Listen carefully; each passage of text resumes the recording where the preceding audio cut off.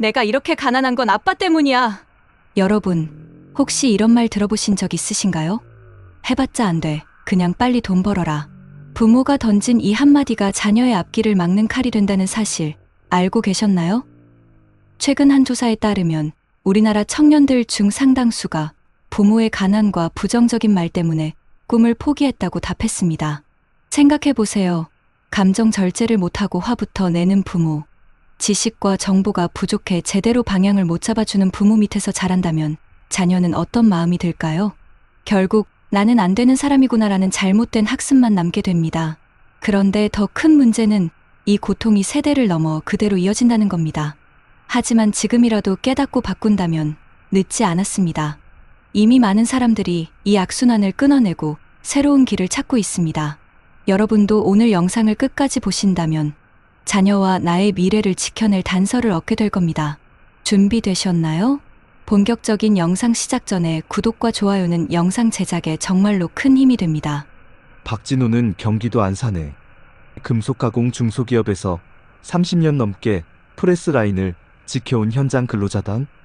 새벽 5시 반 철제 사다리를 오르내리며 기계를 예열하던 버릇은 정년이 가까워진 지금도 몸에 밴 습관처럼 남아있다. 집은 오래된 연립주택, 부엌 한쪽 낡은 가스레인지 위엔 지난밤 남은 김치찌개가 식은 채 놓여있다. 아내 윤미화가 아침에 데워 먹으라고 말하면 그는 국물 가장자리에 하얀 기름띠를 한번 후쳐보고 말없이 불을 올린다. 그 김치찌개는 이 집의 상징 같은 것이다. 퇴근이 늦은 날엔 물을 더 붓고 힘든 달엔 두부를 반 모만 넣는다. 아들 민수가 고3이던 해 겨울, 진우는 작업복 주머니에서 손을 떼지 못했다.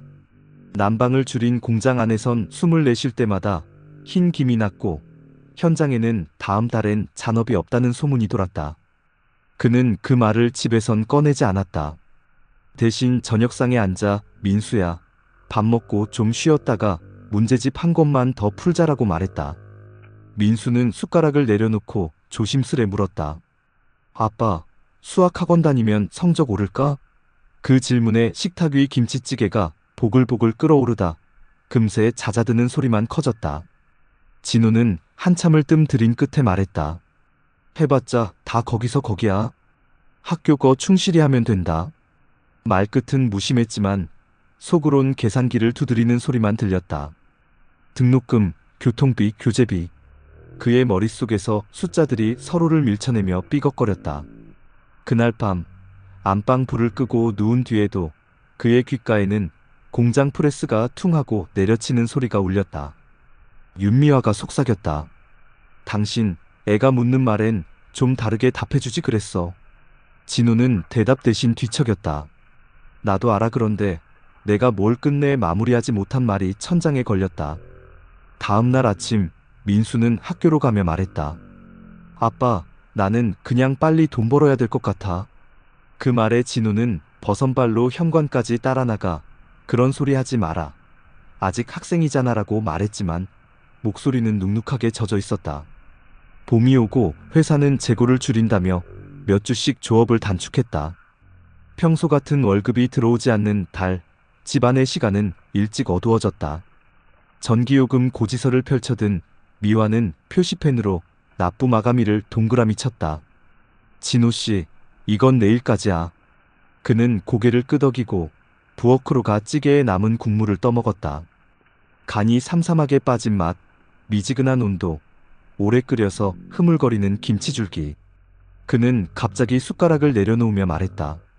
민수야, 성적은 좀 어떠냐? 민수는 고개를 숙이고 그냥 상위권까진 아닌데 노력 중이야 라고 답했다. 그러고는 작은 목소리로 덧붙였다. 근데 우리 반 애들 절반은 과외 있대. 진우는 말문이 막혔다. 다들 다니면 너도 다녀야 하나? 라고 묻고는 다시 말을 삼켰다. 그가 삼킨 건 말이 아니라 현실이었다.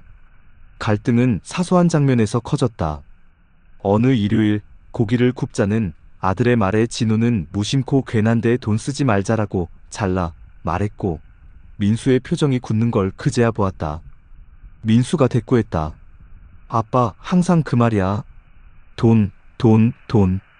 내가 뭘 하려 해도 해봤자 안 된다고 하잖아. 진우는 반사적으로 소리쳤다. 그 말이 어디가 틀렸는데? 세상 그렇게 쉽지 않아. 그 순간 부엌에서 김치찌개가 바닥을 드러냈다. 미화가 재빨리 물을 부었고 냄비 가장자리에 눌어붙은 자국이 문득 눈에 들어왔다. 미화가 낮게 말했다. 애 앞에서 그 말 좀 그만하자. 진우는 나도 사람인데 나도 무섭지라고 중얼거렸다. 그는 자신의 말이 칼이 될 줄 오래전부터 알았던 것 같았다. 6월 학교에서 진로 상담을 다녀온 민수가 종이 한 장을 식탁 위에 내려놓았다. 추천 전형, 수능, 비교과 생기부. 복잡한 말들이 칸칸이 적혀 있었다. 진우는 그걸 읽는 척했지만 글이 눈앞에서 흔들렸다. 아빠, 이건 내가 혼자 해볼게. 대신 나한테 그만두라는 말은 하지 말아줘. 순간 그의 가슴 어딘가가 탁 막혔다. 평생 기계와 싸우며 몸으로 버텨온 남자에게 말을 바꾸는 법은 가장 낯선 기술이었다. 그는 겨우 고개만 끄덕였다. 그날 밤 거실 조명 아래에서 민수는 대학 홈페이지를 뒤졌고 미화는 조용히 노트에 장보기 목록을 적었다.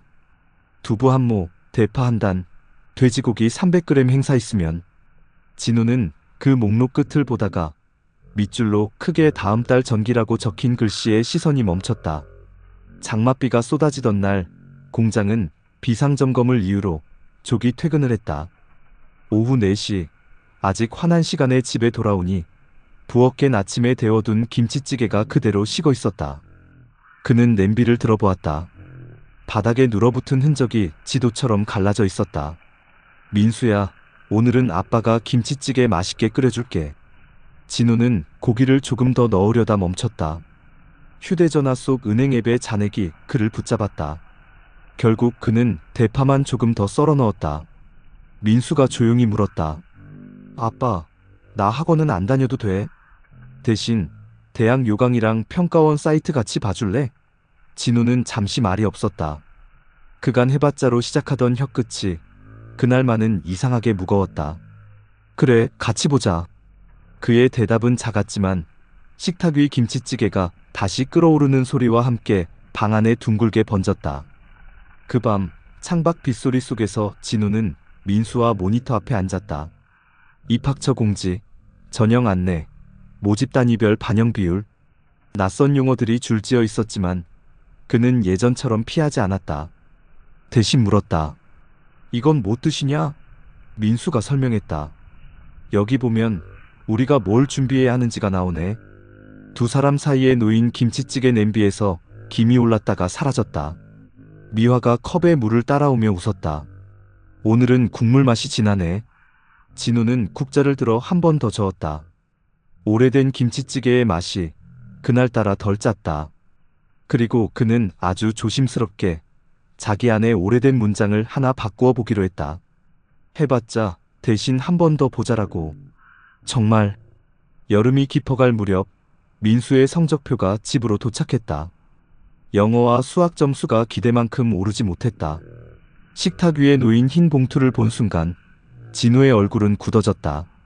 그 옆에서 미화가 조심스레 말했다. 당신, 이번에는 제발 소리치지 말아요. 그러나 입술이 저절로 굳게 다물리며 떨렸다. 결국 그는 한숨을 내뱉고 종이를 접어 내려놓았다. 민수는 그 모습을 보고 더 낮은 목소리로 중얼거렸다. 괜찮아. 난 그냥 일찍 취업할 거야. 그 순간 진우는 가슴속 깊은 곳이 무너져 내리는 듯한 고통을 느꼈다. 다음 날 공장에선 설비 고장이 나서 라인이 멈췄다. 진우는 현장 소장을 따라 기계 밑으로 기어들어가 망치를 쥐었다. 땀과 기름이 섞여 흘러내렸고 이마에선 열기가 뿜어져 나왔다. 망치질을 하면서도 머릿속엔 아들의 목소리가 메아리쳤다. 난 그냥 돈 벌 거야. 쇳덩이를 두드리는 소리가 귀를 때릴수록 그의 심장은 더 깊이 움푹 꺼져 들어갔다. 내가 대체 뭘 잘못한 걸까? 왜 내 입에서 그런 말만 나온 걸까? 그는 손끝에 감각이 사라질 때까지 기계를 두드렸다. 밤이 되어 집에 돌아왔을 때 부엌 냄비에선 또 김치찌개가 졸아들고 있었다. 미화가 그 앞에서 젓가락으로 푹푹 눌러가며 말했다. 진호 씨, 당신이 애한테 건넨 말이 상처가 된 거예요. 그 말에 그는 한참 동안 숟가락을 들지 못했다. 눈앞의 김치찌개는 국물이 거의 사라져 바닥에 시커멓게 눌어붙어 있었다. 마치 그동안 자신이 쌓아온 말들이 이렇게 탄 자국처럼 남아있다는 듯 보였다. 며칠 뒤 민수가 방 안에서 컴퓨터로 대학 정보를 찾는 걸 우연히 본 진호는 발걸음을 멈췄다. 아들이 자신 없이 작은 목소리로 이건 뭔 뜻이지라며 혼잣말을 하는 순간 그는 마음이 찢어졌다. 문을 두드리지 않고 들어가 민수 옆에 앉아 모니터를 함께 바라봤다. 아빠도 잘 모르겠는데 우리 같이 찾아보자. 민수의 눈빛이 순간 흔들렸다. 그 표정은 낯설었지만 그동안 잃어버린 무언가가 잠시 돌아온 듯했다. 가을이 되자 민수는 스스로 입시 요강을 정리한 노트를 보여줬다. 아빠, 이거 내가 다 찾아봤어. 빽빽한 글씨 사이로 수정 테이프 자국이 수십 군데나 있었다. 진호는 그 노트를 손끝으로 천천히 훑으며 마음속 깊이 다짐했다. 이제라도 내 말이 아이의 걸음을 막지 않게 해야 한다고. 부엌에서는 여전히 오래된 김치찌개가 끓고 있었지만 이번에는 돼지고기 몇 점이 더 들어가 있었다. 겨울이 오기 전 가족은 처음으로 셋이 함께 식탁에 앉아 대학 지원서를 검토했다. 민수가 설명하고 미화가 메모를 남기고 진호는 고개를 끄덕이며 좋다, 해보자라고 짧게 답했다. 그 순간 부엌에서 김이 모락모락 오르는 냄비는 더 이상 가난의 상징만은 아니었다. 그 안에는 늦게나마 바뀌려는 아버지의 의지와 여전히 포기하지 않는 아들의 희망이 함께 끓고 있었다. 마지막으로 이야기를 듣는 당신에게 묻고 싶다. 혹시 익숙한 잔소리 한마디, 무심한 부정의 말이 자녀의 앞길을 막고 있진 않으신가요? 오늘의 박진호처럼 너무 늦기 전에 바꾸어야 할 말들이 있습니다. 해봤자 안 돼 대신 같이 해보자라는 말, 그 작은 전환이 아이의 미래를 지켜줄 수 있습니다. 지금 이 순간 우리 모두가 돌아봐야 할 건 돈이 아니라 말과 태도일지 모릅니다. 결국 자녀는 부모의 말을 먹고 자라니까요. 인생이라는 긴 길을 걷다 보면 문득 내가 잘 걸어온 게 맞나 뒤돌아볼 때가 있는 것 같습니다. 특히 젊은 시절 내 몸 하나 부수대라 일하며 쌓아 올린 삶인데 요즘 들려오는 세상 소식에 마음이 어지럽지는 않으신가요?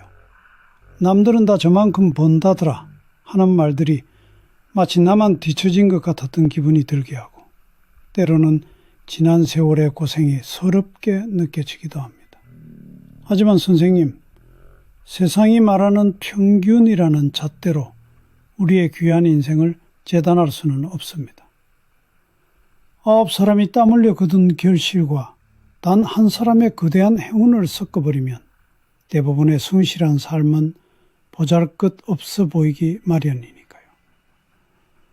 오늘은 그 숫자 뒤에 숨겨진 진실과 함께 더 이상 남과 비교하며 상처받지 않고 우리의 남은 인생을 더 빛나게 만드는 지혜를 나눠보려 합니다. 부디 끝까지 함께 해주세요. 제 손때 묻은 낡은 가방 안에는 아직도 빛바랜 사원증 하나가 들어 있습니다. 평생의 청춘을 바친 일터의 문을 열어주던 저에겐 훈장과도 같았던 플라스틱 조각입니다. 달아빠진 모서리를 손끝으로 쓸어보면 삑 소리와 함께 굳건히 열리던 그 쇠문 소리가 지금도 귓가에 맴도는 듯합니다. 하지만 이제 그 문은 제 앞에서 2번 다시 열리지 않습니다. 51살의 어느 쌀쌀한 가을날 제 이름이 적힌 서류 한 장이 제 손에 들려왔습니다. 선배님, 정말 죄송합니다. 고개 숙인 후배의 떨리는 목소리 위로 사무실의 차가운 형광등 불빛이 유난히 시리게 느껴졌던 그날을 잊을 수가 없습니다. 무거운 발걸음으로 집에 돌아와 현관에 들어섰을 때 여보, 괜찮아요? 조심스레 건네는 아내의 물음에 저는 차마 고개를 들지 못했습니다. 괜찮다는 말이 목구멍에 걸려 나오지 않았습니다. 그날 저녁 보글보글 끓는 김치찌개의 온기마저 서늘하게 느껴졌고 가족들의 말없는 걱정이 식탁 위에 무겁게 내려앉았습니다. 숟가락 부딪히는 소리만 어색하게 울려 퍼지는 가운데 아들은 묵묵히 밥만 먹었고 딸아이는 제 눈치를 살피다 조용히 말했지요. 아빠, 새로 찍을 이력서 사진은 꼭 환하게 웃으면서 찍어요. 애써 감추려는 가족들의 깊은 시름이 제 가슴을 더 아프게 했습니다. 며칠 뒤 무심코 켠 휴대폰 속 뉴스 제목이 제 가슴을 후벼 팠습니다. 직장인 평균 월급 400만 원 시대.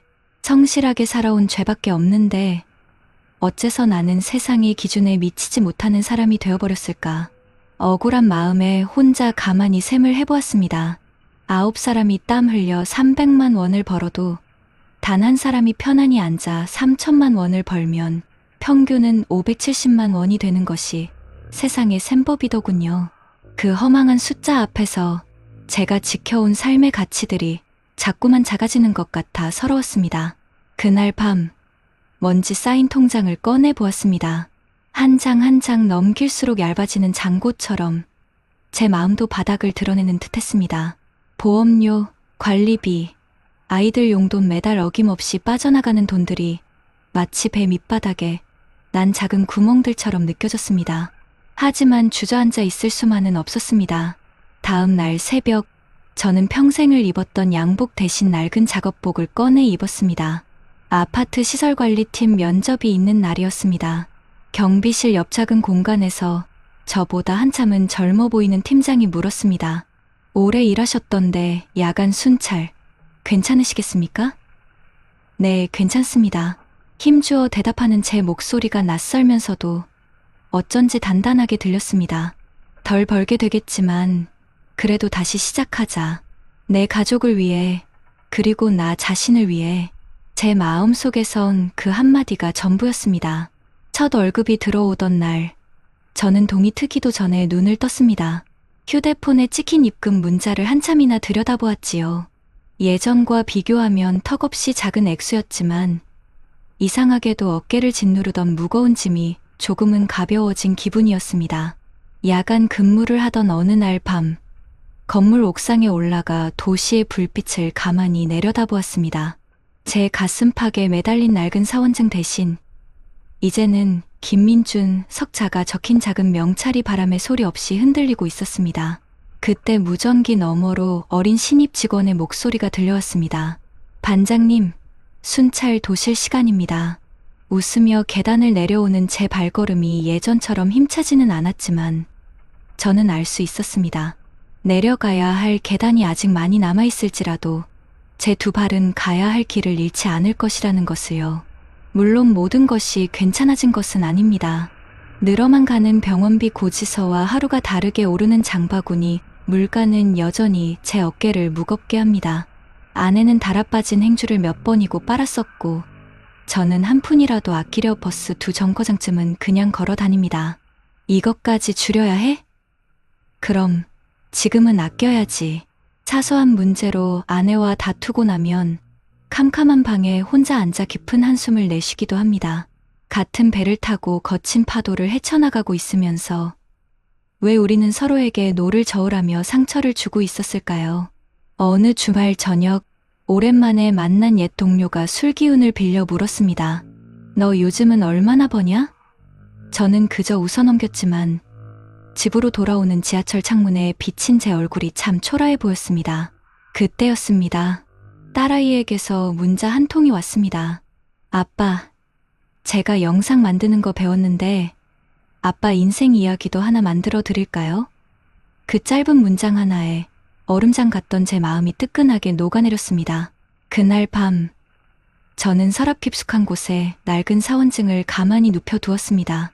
제 지난 세월을 지우지는 않되 더는 과거에 얽매여 살지 않기로 다짐했습니다. 그리고 작은 노트 한 권을 펼쳐 앞으로의 계획을 한자 한자 눌렀었습니다.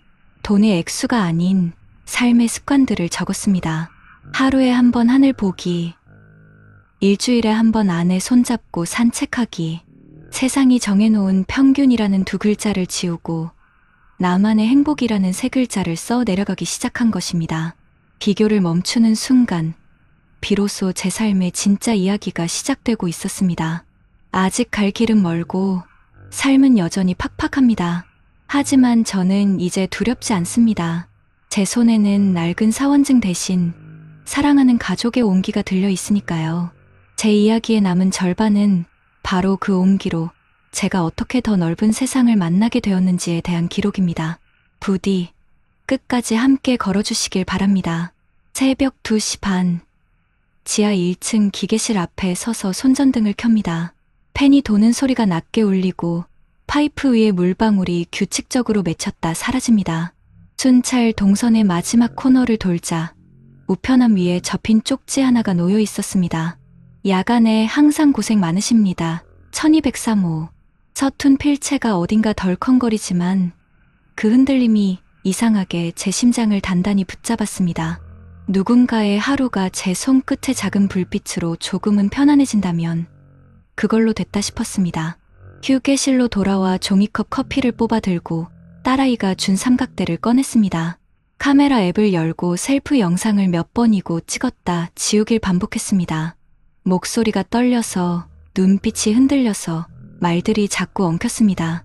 결국 가장 단순한 한 문장으로 시작했습니다. 안녕하세요. 쉰둘 김민준입니다. 오늘은 비교를 멈추고 나를 시작한 이야기를 하려고 합니다. 업로드 버튼을 누르고 나서야 손에 땀이 맺혀 있던 걸 알았습니다. 그날 아침 식탁 위에 식빵과 딸기잼을 꺼내며 아내에게 말했습니다. 어젯밤에 영상 올렸어. 아마 별 반응은 없을 거야.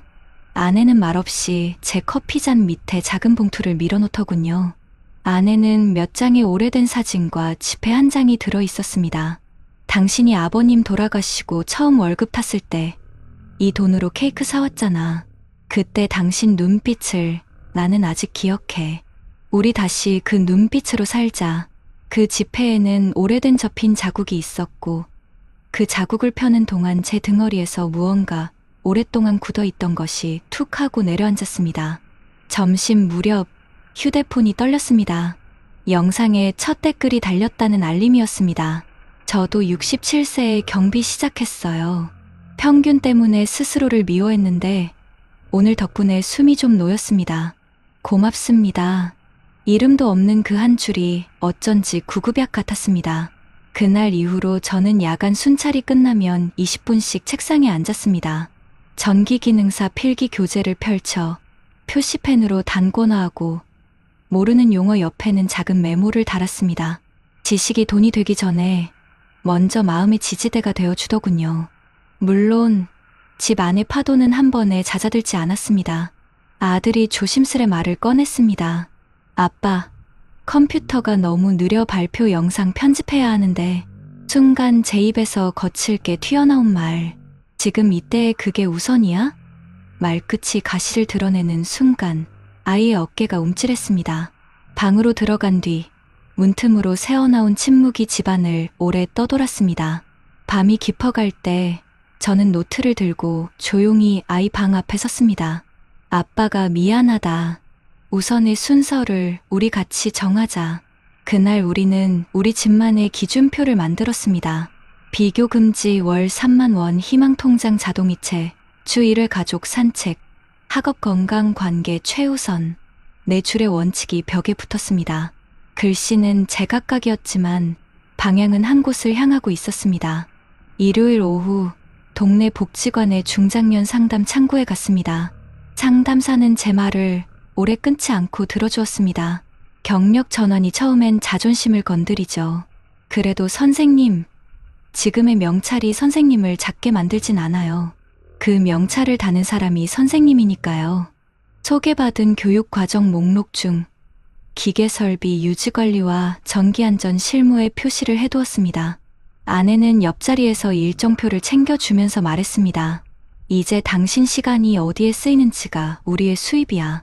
돈뿐 아니라 마음까지. 한 달쯤 지났을 때 회사 동기들의 단톡방에 모임 공지가 올라왔습니다. 망설였지만 나가 보기로 했습니다. 술잔이 오가고 연봉과 보너스 이야기가 공기 중에 기름처럼 번졌습니다. 누군가 가볍게 툭 던졌습니다. 민준이는 요즘 얼마 받냐? 예전 같으면 허겁지겁 화제를 돌렸을 겁니다. 그날은 잔을 내려놓고 웃으며 말했습니다. 나? 숫자보다 시간으로 받지. 새벽 하늘, 딸과의 편집 시간, 아내랑 걷는 강변, 그리고 야간 근무 끝나고 마시는 커피. 꽤 후에 잠깐의 정적 뒤에 누군가가 어색하게 웃었고 누군가는 고개를 끄덕였습니다. 비교의 화살이 허공에서 힘을 잃어 떨어지는 소리가 제 안에서 분명히 났습니다. 퇴근길, 저는 오래 묵혀둔 양복 2벌을 들고 나눔 상자 앞에 섰습니다. 주머니에서 사원증을 꺼내 하얀 봉투에 넣고 짧게 적었습니다. 수고했다. 이제 놓아주자. 봉투를 닫고 뚜껑을 덮는 순간 어깨가 스스로 뒤로 젖혀졌습니다. 그날 밤 영상 댓글에 새로운 메시지가 달렸습니다. 선생님, 남편에게 보여줬어요. 오늘 우리도 집안 기준표 만들었답니다. 화면 밝기를 낮추는데도 글자들이 오래 빛났습니다. 겨울이 가까워지자 손끝이 시렸습니다. 야간 순찰 중에 902호 할머니가 쓰러졌다는 무전이 들어왔고 저는 앞치마를 메고 계셨던 경비 아저씨와 함께 엘리베이터로 뛰었습니다. 할머니, 괜찮으세요? 혈압을 재고 따뜻한 물수건을 이마에 얹었습니다. 구급차가 오기 전까지 손을 꼭 잡고 있었는데 할머니가 아주 작게 속삭였습니다. 살다 보면 많이 놓치지. 그래도 사람은 사람 손으로 살아나. 그 말이 이상하게 제 손목을 단단히 묶었습니다. 저는 알았습니다. 내가 지키는 건 단순한 시설이 아니라 사람의 밤이라는 걸요. 자격증 시험날, 낡은 점퍼 주머니에 딸이 끼워준 젤리 한 봉지가 들어 있었습니다. 시험 잘 보고 틀려도 괜찮아 딸 올림. 시험지를 뒤집는 순간 손이 덜 떨렸습니다. 결과는 합격도 불합격도 아닌 아슬아슬. 그런데도 저는 웃을 수 있었습니다. 평균과 순위 대신 어제보다 한 줄 더 이해한 회로가 제게 남았으니까요. 돌아오는 길, 복지관 앞 가게에서 호떡을 샀습니다. 아내는 속이 뜨거워서 조심해 하며 반을 갈라 제 손에 쥐어주었습니다. 달고 뜨거운 설탕의 끈기가 입천장에 닿아 퍼질 때 저는 거의 본능적으로 생각했습니다. 인생의 달콤함은 누군가와 반을 나눌 때 비로소 제맛이 난다는 걸. 그날 밤 삼각대를 창가에 세우고 다시 녹화를 눌렀습니다. 이번엔 카메라를 오래 바라보지 않았습니다. 대신 창밖의 불빛을 배경으로 손전등을 끄고 켜며 말했습니다. 우리는 늘 남의 불빛과 내 불빛을 비교합니다. 하지만 여러분, 이 작은 빛도 누군가의 밤길을 안내할 수 있습니다. 제 이야기의 결론은 단순합니다. 내가 켤 수 있는 불부터 켭시다. 업로드하고 난 다음 저는 명찰을 벗어 손바닥에 올려두었습니다. 차갑지도 뜨겁지도 않은 그 촉감이 신기했습니다. 이건 직업의 이름이 아니라 내가 오늘 책임질 얼굴이라는 뜻이겠지요. 며칠 뒤 딸과 저는 휴일 낮에 공원 벤치에 앉아 다음 영상을 기획했습니다. 아빠, 구독자분 사연 인터뷰 어때요? 우리 또래 자녀들 이야기랑도 연결하고 저는 고개를 끄덕였습니다. 좋지. 대신 한 가지 약속. 우리는 누구와도 비교하지 않는다. 그 사람의 속도로 듣고 이해하고 필요하면 손을 잡아준다. 딸아이가 환하게 웃었습니다. 그 웃음은 오래전에 제가 첫 월급으로 사왔던 케이크의 촛불처럼 흔들리며 그러나 끝내 꺼지지 않았습니다. 밤이 깊어지면 저는 여전히 기계실과 복도를 걷습니다. 손전등을 비출 때마다 저 멀리서 작은 반사판이 반짝입니다. 그 반짝임이 가끔 제 눈시울을 뜨겁게 합니다. 남과 비교하는 순간 불행이 시작되고 나를 인정하는 순간 행복이 시작된다는 말을 저는 이제 인용구가 아니라 생활로 압니다. 평균이 말하는 세상 대신 내가 만들어가는 평균으로 하루를 채웁니다. 오늘은 3번 웃고 2번 고마워하고 1번 미안하다고 말하는 것. 내일은 4번 웃고 3번 고맙다고 말해보는 것. 그게 우리 집의 평균입니다. 집 현관을 열면 딸이 붙여둔 종이가 아직도 반짝입니다. 하루에 1번 하늘 보기, 일주일에 1번 산책, 월 3만 원, 희망 통장, 비교 금지. 저는 신발을 벗으며 조용히 중얼거립니다. 명령 완료. 그리고 서랍 속 봉투를 1번 더 만져봅니다. 수고했다. 이제 놓아주자. 과거는 그 봉투 안에 잠들어 있고 현재는 내 손전등 불빛처럼 앞을 비추며 미래는 부엌 식탁 위 작은 저금통에 동전이 쌓이듯 차곡차곡 자라납니다. 오늘도 저는 문을 엽니다. 쇠문이 아니라 사람에게로 통하는 문을요. 제 작은 불빛이 누군가의 밤길을 30초라도 덜 외롭게 해준다면 그걸로 충분합니다. 그리고 언젠가 제 삼각대 위 카메라 앞에서 이렇게 말할 겁니다. 여러분, 평균의 함정에서 빠져나온 날부터 우리의 인생은 다시 켜집니다. 우리 각자의 속도로. 그러나 함께. 여러분 어떠시나요? 위의 사례는 정말 비참하고 서글픈 인생 아닌가요? 하지만 지금부터 소개해드리는 사례는 정반대의 선택으로 행복한 노후를 보내고 있는 분을 소개해드리겠습니다. 아침 6시, 전기포트가 조용히 끓어오르면 저는 창문을 조금 엽니다. 선선한 공기가 거실을 스치고 오래 써서 모서리가 반들반들해진 가죽 가계부를 식탁 위에 펼치죠.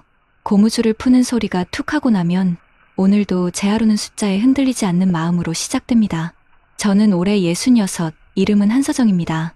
남편과 결혼 40년을 넘겼고 두 아이는 독립했어요. 제 손엔 늘 같은 도구가 있습니다.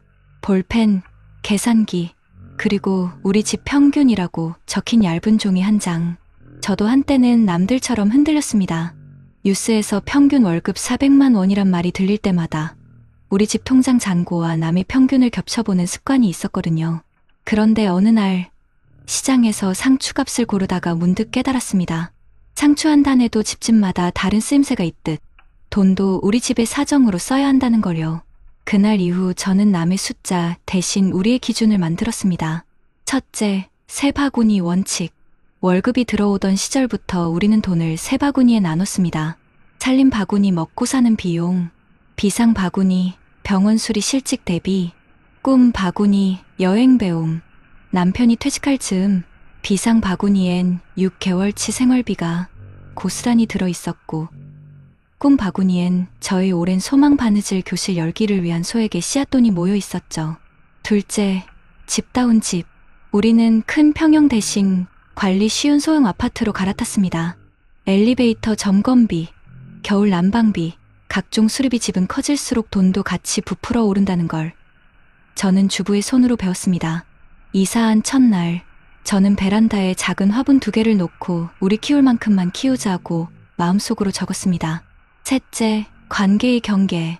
아이들이 성인이 된 뒤로 저는 제가 지킬 수 있는 선을 분명히 했습니다. 필요한 도움은 주되 보증은 절대 서지 않기. 생활비는 주지 않아도 기술과 시간은 늘 내어주기.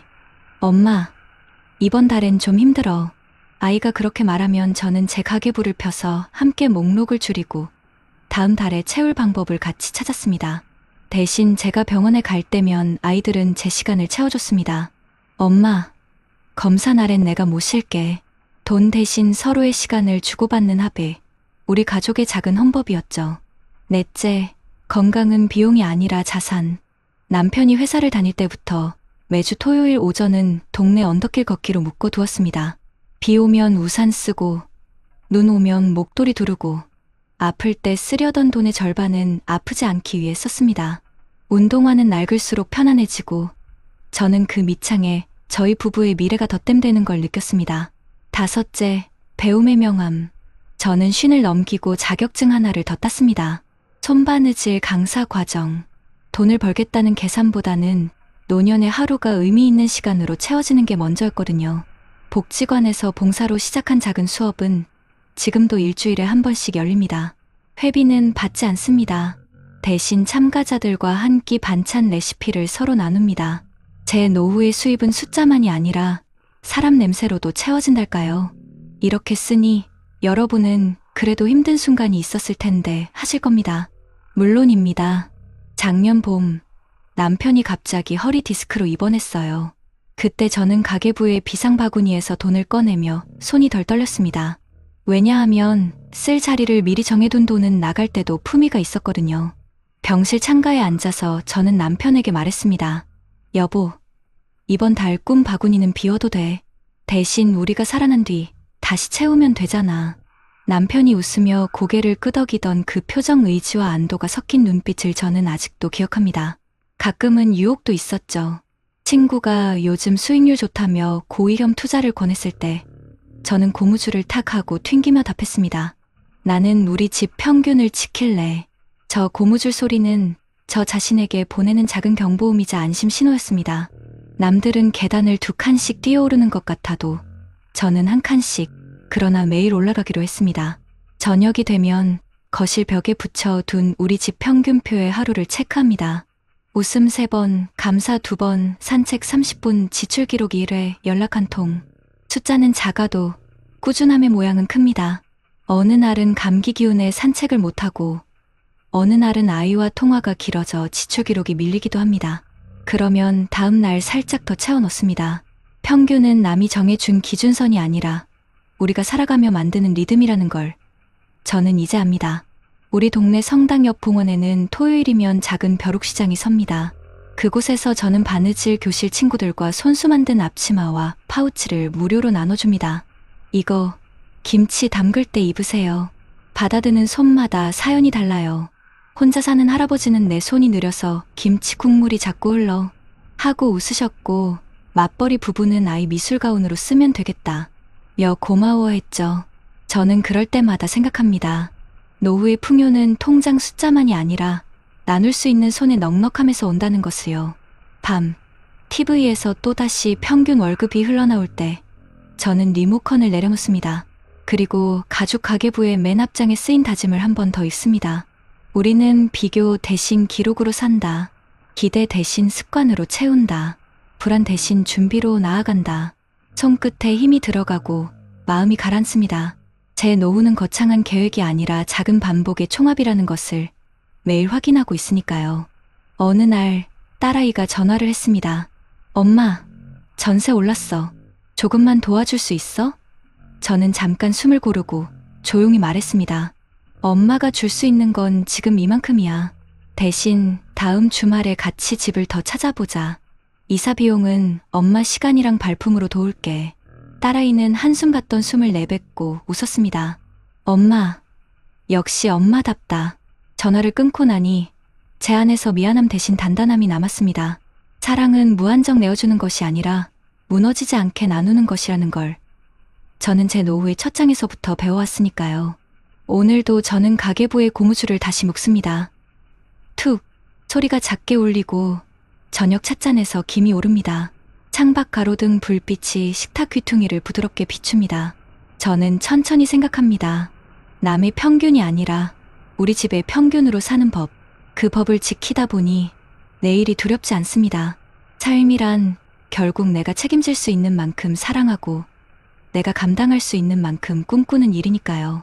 여기까지가 제 이야기의 앞부분입니다. 다음에는 우리 집 세 바구니가 진짜 위기를 어떻게 버텼는지, 그리고 제가 바느질 교실에서 만난 사람들과 서로의 밤을 어떻게 덜 외롭게 했는지를 들려드리겠습니다. 작년 여름 남편이 건강검진에서 심장협착 소견을 받았을 때 순간 제 머릿속이 하얘졌습니다. 수술은 아니지만 꾸준한 관리와 약물이 필요합니다. 의사의 차분한 설명에도 불구하고 병원비 계산서를 받아 들었을 때 심장이 쿵 내려앉는 듯 했지요. 하지만 그 순간 저는 서랍 휩쓰기 넣어두었던 비상 바구니 통장을 떠올렸습니다. 고무줄을 풀 때 나는 익숙한 툭 소리처럼 제 마음도 묘하게 안정되더군요. 돈을 쓸 자리를 미리 정해두니 막상 꺼낼 때는 불안보다 준비해 두었다는 자부심이 먼저였습니다.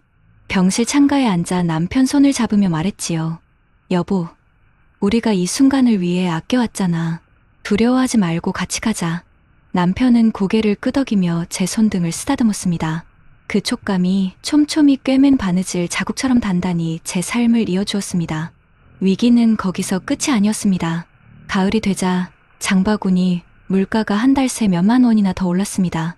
시장에서 사과 한 봉지를 들고 계산하려다 예전 같으면 그냥 사자 했을 물건들을 한참 들었다 내려놓기를 반복했습니다.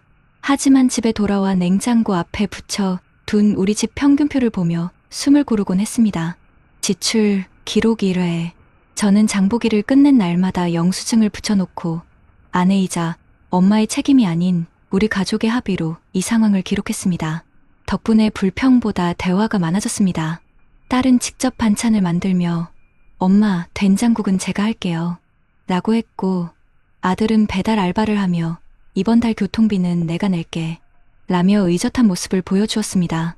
어려움은 여전했지만 가족 모두가 평균을 함께 지킨다는 사실이 제 마음을 든든하게 했습니다. 동네 복지관에서 운영하는 바느질 교실도 저를 지탱해주는 힘이었습니다. 한 번은 수업에 나오는 70대 아주머니가 그러셨어요. 서정 씨, 지난번 앞치마 아직도 잘 쓰고 있어. 근데 이번에는 사위한테 줄 파우치 하나 만들어 줄 수 있을까? 그 말에 저는 웃으며 바늘을 꿰었습니다. 우리가 만든 작은 천 조각들이 누군가의 삶 속에서 작은 힘이 되는 순간, 그것은 통장 숫자와는 비교할 수 없는 행복이었습니다. 그리고 저는 그곳에서 비슷한 나이의 동료들과 함께 노후의 외로움은 손끝에서 풀린다는 말을 몸소 느꼈습니다. 겨울이 깊어가던 어느 날, 딸이 전화를 걸어왔습니다. 엄마, 집값이 또 올랐어요. 저희 부부가 더 이상은 감당이 안 돼요. 순간 제 마음은 무거웠습니다. 하지만 저는 차분히 말했지요. 엄마가 당장 큰 돈은 못 줘. 대신 이번 주말에 같이 발품 팔아서 더 나은 전셋집을 찾아보자. 실제로 우리는 토요일 하루 종일 발바닥이 얼얼해질 정도로 부동산을 돌며 집을 봤습니다. 점심으로 먹은 김밥 한 줄이 그렇게 맛있을 수가 없었죠. 그날 저녁 딸이 제 손을 꼭 잡으며 말했습니다. 엄마, 돈보다 시간이 더 큰 힘이었어요. 저는 그 말을 들으며 제 선택이 옳았음을 다시 한번 확인했습니다. 노후의 자산은 돈뿐 아니라 함께 써주는 시간이라는 걸요. 남편이 퇴원한 후 우리는 매일 저녁 30분씩 걷기를 다시 시작했습니다. 처음에는 숨이 차서 자꾸 멈추던 남편이 어느 순간 저보다 앞서 걷기 시작했습니다.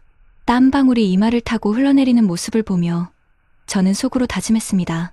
그래, 이게 우리가 지켜야 할 진짜 평균이지. 하루에 30분 함께 걷는 이 시간, 평균 월급, 평균 연금보다 훨씬 값진 우리 집의 평균이었습니다. 시간은 흘러 제 바느질 교실은 이제 10명이 넘는 사람들이 찾아옵니다. 어떤 이는 남편을 잃고 혼자 사는 슬픔을 견디려 오고, 어떤 이는 손자에게 줄 앞치마를 만들며 미소 짓습니다. 저는 수업을 마칠 때마다 말합니다. 여러분, 우리가 바느질로 꿰매는 건 천 조각이 아니라 우리 삶의 구멍이에요. 사람들은 고개를 끄덕이며 서로의 어깨를 다독입니다. 그렇게 우리는 숫자가 아닌 사람의 온기로 노후를 살아가고 있습니다. 이제 저는 압니다. 노후의 행복은 얼마를 버느냐가 아니라 내가 가진 것을 어떻게 지키고 나누느냐에 달려 있습니다. 차원증을 붙잡고 과거에 매달렸던 날들도 있었지만 저는 고무줄로 묶인 가계부와 바느질 교실, 그리고 가족의 따뜻한 손길 덕분에 비교 대신 감사, 불안 대신 준비로 살아가고 있습니다. 여러분, 혹시 지금도 남과 비교하며 자책하고 계신가요? 숫자가 말해주는 평균이 아니라 여러분만의 평균을 세워보세요. 저는 오늘도 작은 바늘 하나로 제 삶을 꿰매며 그 평균을 지키고 있습니다. 그리고 감히 말할 수 있습니다. 이 길이야말로 제가 꿈꾸던 행복한 노후입니다. 여러분, 우리가 흔히 뉴스에서 듣는 평균 월급 400만 원 시대라는 말, 과연 우리 삶을 그대로 보여주고 있을까요? 실제로 들여다보면 그렇지 않습니다. 국내 통계청이 발표한 2024년 가계금융복지조사 결과를 보면 근로소득자의 중위소득은 약 270만 원 수준에 불과했습니다. 즉 절반의 사람들은 이보다 적게 벌고 있다는 뜻이지요. 평균이 아닌 중위값을 봐야 현실이 드러난다는 이야기가 괜히 나온 게 아닙니다. 또 고용노동부 자료를 보면 2023년 기준 대기업 정규직 근로자의 월 평균 임금은 약 570만 원 수준인데 중소기업 근로자는 290만 원 안팎에 머물고 있었습니다. 무려 2배 가까운 차이. 그러니 대부분이 속한 중소기업 현실에서는 평균 월급 400만 원이라는 수치가 피부에 와닿지 않는 겁니다. 통계청의 고령자 통계에 따르면 2023년 우리나라 65세 이상 노인의 상대적 빈곤율은 40%를 웃돌아 OECD 회원국 중 가장 높은 수준으로 집계되었습니다. 다시 말해 2명 중 1명 가까이가 최저생계비에도 못 미치는 삶을 살고 있다는 사실이지요. 여기에 물가 압박까지 더해집니다. 한국은행이 발표한 2025년 8월 소비자 물가 상승률은 전년 동월 대비 1.67%였는데 수치만 보면 안정된 것처럼 보이지만 실제 체감은 훨씬 더 큽니다. 특히 식료품, 외식, 의료비 같은 노년층 필수 지출 품목은 훨씬 더 높은 상승률을 기록했기 때문입니다. 실제 한국보건사회연구원의 보고서에서도 노인 가구의 소비 중 40% 이상이 건강 관련 지출에 쓰이고 있다는 분석이 나왔습니다. 고령층이 돈을 벌 기회는 줄어드는데 꼭 필요한 지출은 오히려 가파르게 늘어나는 구조적 모순 속에 놓여 있다는 겁니다. 또한 국민연금의 한계도 분명히 드러납니다. 국민연금공단이 공개한 2024년 연금 수급자 현황을 보면 전체 수급자의 절반 이상이 매달 100만 원 미만을 받고 있었습니다. 실제로 수급액 평균은 약 62만 원 수준이었고 최소 가입 기간을 채우지 못한 이들은 30만 원 안팎에 그쳤습니다. 한 달 생활비가 최소 180만 원에서 220만 원은 들어간다는 통계청의 노인가계 지출 자료를 떠올려 보면 연금만으로는 턱없이 부족한 수준이지요. 해외와 비교해봐도 한국의 노후 소득 대체율은 낮습니다. OECD가 발표한 2023년 연금 제도 리뷰 보고서에 따르면 한국의 공적연금 소득 대체율은 평균 31%에 불과한데 이는 OECD 평균치인 62%의 절반 수준밖에 되지 않습니다. 결국 한국에서 연금만 믿고 노후를 준비하기에는 턱없이 부족하다는 사실이 국제 비교로도 확인되는 셈입니다. 이뿐만 아니라 노동시장 현실도 고령층에게 불리합니다. 통계청 고용동향 자료를 보면 2024년 기준 60세 이상 취업자의 절반 이상이 단순 노무직에 종사하고 있습니다. 평균 임금은 200만 원에도 미치지 못하며 근로조건 역시 불안정합니다. 이는 단순히 개인의 문제가 아니라 구조적인 문제라는 것을 보여줍니다. 한국개발연구원 KDI에서 발표한 연구에서도 노년층 재취업은 주로 단기저임금 일자리에 집중되며 이는 가계 소득 안정성에 큰 위협이 된다고 지적한 바 있습니다. 그렇다면 실제로 우리 부모님 세대가 체감하는 삶의 질은 어떨까요? 서울대학교 사회발전연구소가 매년 조사하는 한국인의 삶의 질 지수를 보면 60대 이후 계층의 행복지수는 경제적 여건에 따라 뚜렷하게 갈렸습니다. 노후 준비를 체계적으로 한 집단은 상대적 만족도가 높았지만 그렇지 못한 집단은 우울감, 고립감이 훨씬 높게 나타났습니다.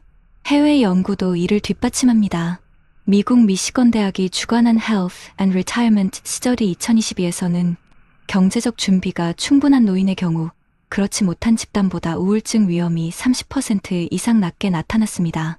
돈과 행복이 꼭 정비례하는 건 아니지만 최소한의 안정이 확보되어야 삶의 만족도 역시 유지된다는 사실이 학문적으로 확인된 것이지요. 또 하나 주목할 부분은 세대 간 부양 문제입니다. 한국보건사회연구원의 세대 간 부양 실태와 인식 조사 2023에 따르면 50대와 60대 부모의 절반 이상이 여전히 성인 자녀에게 경제적 지원을 하고 있었습니다. 반면 자녀 세대가 부모 부양에 경제적으로 기여한다는 응답은 30%도 되지 않았습니다. 이는 곧 낀 세대 문제를 보여줍니다. 부모를 모시면서 자녀까지 도와야 하는 50대, 60대가 스스로의 노후를 준비하기 어려운 구조로 내몰리고 있다는 겁니다. 실제로 한국은행의 가계부채 통계에 따르면 50대 가구의 평균 부채는 1억 원을 넘어섰습니다.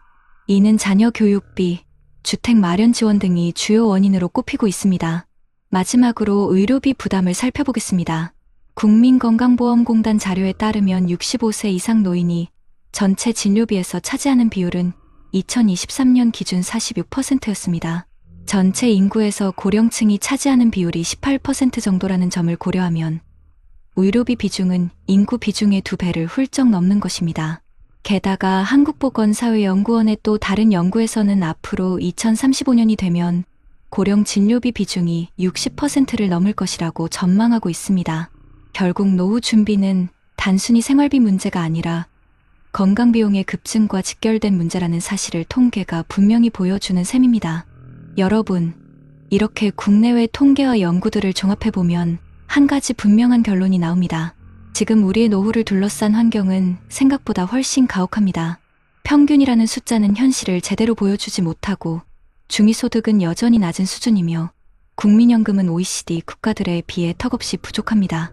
의료비는 계속 늘어나고 고령층은 저임금 불안정 일자리로 내몰리고 있습니다. 그리고 세대 간 부양 부담까지 겹치며 우리의 노후를 더욱 무겁게 하고 있습니다. 이런 현실을 직시하지 않고선 행복한 노후를 꿈꾸기 어렵다는 사실을 통계가 분명하게 말해주고 있는 것입니다. 여러분, 그렇다면 이렇게 무거운 현실 속에서 우리는 어떤 길을 찾아야 할까요? 통계가 보여준 것처럼 단순히 평균 월급 400만 원이라는 숫자만 바라보며 자책할 것이 아니라 우리 삶을 실제로 지탱해 줄 제도와 정책, 그리고 생활 속의 작은 대안을 활용하는 게 중요합니다. 먼저 국내의 현실부터 짚어보겠습니다. 정부는 최근 고령층을 위한 긴급복지 지원 제도를 확대 운영하고 있습니다. 갑작스럽게 소득이 끊기거나 의료비 부담이 생겼을 때 소득재산 기준을 충족하면 최대 6개월간 생계비와 의료비, 주거비를 긴급 지원받을 수 있습니다. 실제로 보건복지부 발표에 따르면 매년 수만 명이 이 제도를 통해 생계 절벽에서 다시 일어섰습니다. 또 중장년 재취업 프로그램도 빼놓을 수 없습니다. 고용노동부 산하고용센터에서는 40대부터 60대를 대상으로 한 신중년 적합직무 고용장려금을 지원해 기업이 중장년을 채용할 경우 월 최대 80만 원까지 인건비를 보조합니다. 저임금 단기 일자리만 남아있다고 생각하기 쉽지만 이런 제도를 활용하면 경비시설관리뿐 아니라 행정, 상담, 돌봄 같은 분야에서 안정적인 자리를 찾을 수 있습니다. 더 나아가 각 지자체는 지역 상황에 맞게 고령층 정책을 내놓고 있는데 예를 들어 서울시는 어르신 돌봄 SOS 서비스를 운영해 갑자기 아프거나 돌봄이 필요한 노인 가정에 간호사 생활지원사를 신속히 파견하고 있고 부산시는 오시센터를 중심으로 중장년층의 재교육과 창업 컨설팅을 지원하며 광주광역시는 노인 일자리 통합지원센터를 운영하여 공공형 사회 서비스형 일자리를 매년 수천 개씩 제공하고 있습니다.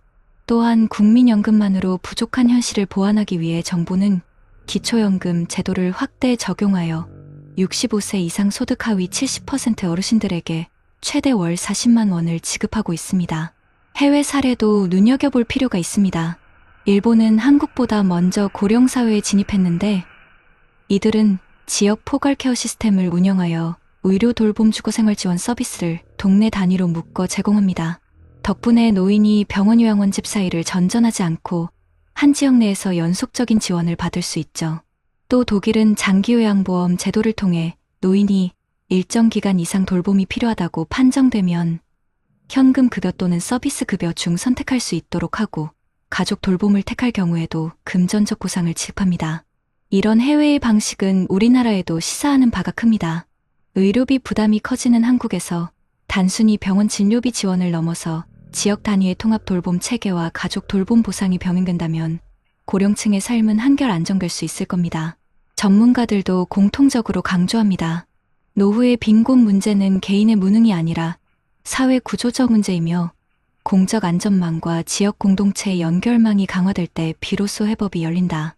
결국 중요한 것은 이미 만들어진 제도를 알고 적극적으로 활용하는 우리의 태도입니다. 영상 보시는 분들 중 혹시라도 지금 생활비가 모자라 힘들다면 혼자 끙끙 앓지 마시고 주민센터나 고용센터, 복지관을 먼저 찾아가시길 권합니다. 또한 우리 스스로도 작은 실천을 병행할 수 있습니다. 오늘 당장 가계부에 우리 집 평균을 적어보고 지역에서 운영하는 평생교육건강 프로그램을 찾아 등록하는 것, 이것이 바로 시작입니다. 남들과 비교에 뒤처졌다는 자책에서 벗어나 제도와 제도를 연결하고 사람과 사람을 이어가는 순간 우리의 노후는 숫자가 아닌 관계와 준비로 단단히 채워질 수 있습니다. 한 손에는 지나간 세월의 그림자가 담긴 빛바랜 사원증이 들려있고 또 다른 손에는 내일의 작은 등불을 밝히려는 듯 꼬깃꼬깃한 가계부가 들려있습니다. 하나는 흘러간 날들에 대한 미련으로 눈시울을 적시고 또 하나는 다가올 날들에 대한 소박한 희망으로 입가에 미소를 머금습니다. 어깨에 짊어진 삶의 무게는 같았을지언정 마음이 향하는 길이 달랐기에 노년에 마주한 삶의 풍경 또한 이토록 달랐던 것입니다. 선생님, 오늘 우리가 함께 들여다본 두 인생 이야기는 어쩌면 바로 우리 모두의 이야기일지 모릅니다. 어떤 이는 평생을 바친 일터에서 밀려난 그날 이후 지나간 날들의 영광에 갇혀 세상의 잣대에 자신을 묶어두었습니다. 줄어드는 통장 잔고를 보며 가슴을 치고 남들의 소식에 자신을 비교하며 고개를 숙였습니다. 하지만 또 다른 이는 젊은 날부터 삶의 지혜를 놓지 않았습니다. 욕심내지 않고 우리 가족의 행복을 지키는 단단한 울타리로 고무줄로 묶인 낡은 가계부를 매일 밤 펼쳐보았습니다. 그리하여 거친 비바람이 몰아쳐도 사랑하는 가족과 어깨를 나란히 하고 묵묵히 제 길을 걸어 나갈 수 있었습니다. 무엇이 이 두 삶의 마지막 풍경을 이토록 다르게 만들었을까요?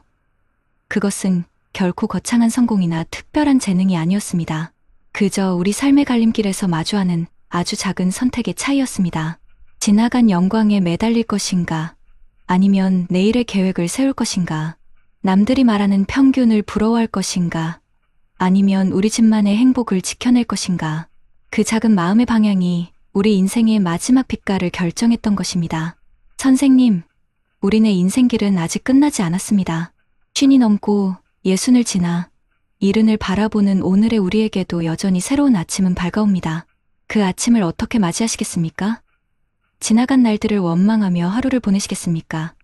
아니면 작은 희망이라도 손수 가꾸며 오늘을 살아가시겠습니까? 자식에게 모든 걸 내어주고 텅 빈 손을 보며 한숨 지을 수도 있지만 따뜻한 밥 한 끼 함께 먹는 시간의 소중함을 나눌 수도 있습니다. 우리 사회도 더는 혼자 걷도록 내버려 두지 않습니다. 정부와 이웃들이 마련해 둔 제도들은 비록 완벽하지 않을지라도 우리가 손을 뻗으면 기댈 수 있는 작은 언덕이 되어줍니다. 동네 복지관의 문을 두드리는 작은 용기, 새로운 것을 배우려는 소박한 열정, 도움이 필요할 때 주변에 손 내밀 수 있는 마음만 있다면 우리의 길은 결코 외롭지 않을 것입니다. 그러니 부디 이제는 비교의 그늘에서 서성이지 마십시오. 불안감에 마음을 내어주지도 지나간 일에 후회하며 잠 못 이루지도 마십시오. 누군가는 낡은 사원증을 붙잡고 눈물 흘렸지만 누군가는 낡은 가계부를 펼치며 희망을 보았습니다. 그리고 우리 모두는 바로 오늘 이 순간 어느 길로 발걸음을 옮길지 스스로 정할 힘이 있습니다. 제가 오늘 선생님께 꼭 드리고 싶은 말씀은 이것입니다. 세상이 정한 평균에 나를 가두지 마시고 내 삶의 온기를 스스로 지켜나가십시오. 남과 비교하는 순간 마음의 평화는 멀어지고 나의 오늘을 소중히 여기는 순간 행복은 조용히 찾아옵니다. 오늘 이 이야기를 마주하신 선생님, 부디 기억해 주십시오. 우리의 인생이라는 책은 아직 마지막 장을 덮지 않았습니다. 지금부터 써내려가는 하루하루가 모여 우리 삶의 가장 아름다운 마무리를 만들 수 있습니다. 작은 습관 하나가, 따뜻한 말 한마디가 남은 인생의 풍경을 서러운 눈물에서 감사한 미소로 바꾸어 놓을 것입니다.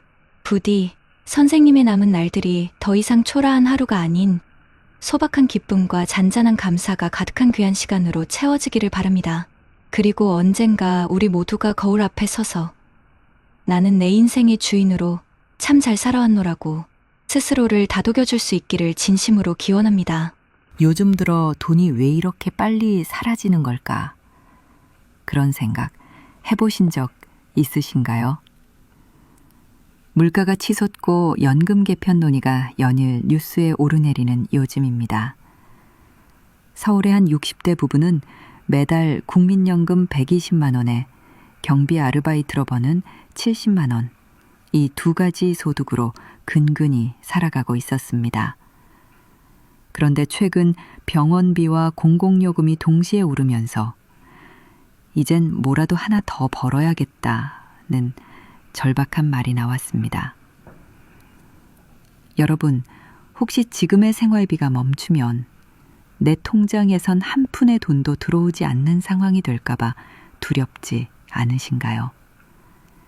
국민연금 하나에만 의존하는 노후는 마치 수도꼭지가 한 개뿐인 집과 같습니다. 그 수도가 막히는 순간 우리 삶의 숨통도 함께 막히게 되죠. 하지만 놀라운 건 이미 많은 60대, 70대 분들이 5개의 파이프라인을 만들어 이 불안에서 벗어나고 있다는 사실입니다. 연금, 일자리, 주택연금, 금융소득, 그리고 보험 유동화. 이 5개 수도꼭지만 잘 열어두면 당신의 노후는 결코 흔들리지 않습니다. 제가 그 억울한 사연을 말씀드릴 테니 제발 끝까지 들어주세요. 이제 좀 쉬어도 되지 않겠어? 퇴직식 날, 정우 씨는 아내의 이 한마디에 잠시 웃었다. 서울 외곽에 있는 대기업 연구소에서 33년간 일하며 단 한 번도 월급이 밀린 적 없었다. 명함에는 기술연구소 부장이라는 직함이 선명했고 부하 직원 40명이 있었다. 퇴직금은 1억 8천만 원. 그는 평생의 노고에 대한 보상이라 생각했다. 퇴직 다음 날 그는 새벽 6시에 눈을 떴다. 습관처럼 양복 바지를 꺼냈다가 다시 옷장에 넣었다. 그의 손끝엔 아직 회사 냄새가 묻어 있었다. 아내 미정 씨는 따뜻한 미역국을 내놓으며 말했다. 여보, 이제 출근은 끝이야. 이젠 당신 시간이에요. 그 말이 왜 그리 낯설게 들렸는지 모르겠다. 퇴직 후 첫 1년, 정우 씨의 인생은 여유와 지출의 경계 위에 서 있었다. 이제 우리도 여행 좀 다니자. 그래, 당신 고생 많았으니까 제주도 한번 가자. 그는 매달 200만 원씩 썼다.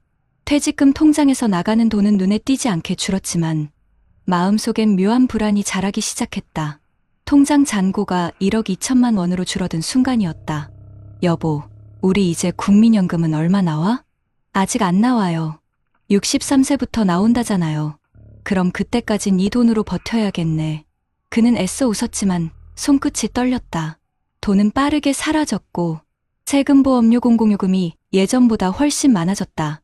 2025년에 서울, 전기요금은 2배 가까이 올랐고 병원비는 조금만 아파도 10만 원을 훌쩍 넘었다. 그해 여름, 아내 미정 씨가 말했다. 당신, 이젠 뭔가 다시 해야 하는 거 아니에요? 뭘? 나 이제 나이 60이야. 누가 써줘? 그는 피식 웃었다. 하지만 그 웃음 뒤엔 자존심이 스며 있었다. 퇴직 2년 차, 그의 하루는 조용했다. 오전 10시에 일어나 거실 창문을 열면 아파트 관리소에서 들려오는 경비 아저씨의 인사소리가 들렸다. 그 소리가 괜히 마음을 찔렀다. 저 사람은 아직 일하는데 나는 왜 이렇게 멍하냐. 그는 스스로를 위로하려 TV를 켰지만 뉴스 자막에 뜬 문장이 그를 멈추게 했다. 은퇴 후 5년 내 자산 60% 소진 고령층 소득 불안 심화. 그날 밤 정우 씨는 처음으로 잠을 이루지 못했다. 여보, 괜찮아? 괜찮지 뭐, 그냥 생각이 좀 많아. 돈 때문이지?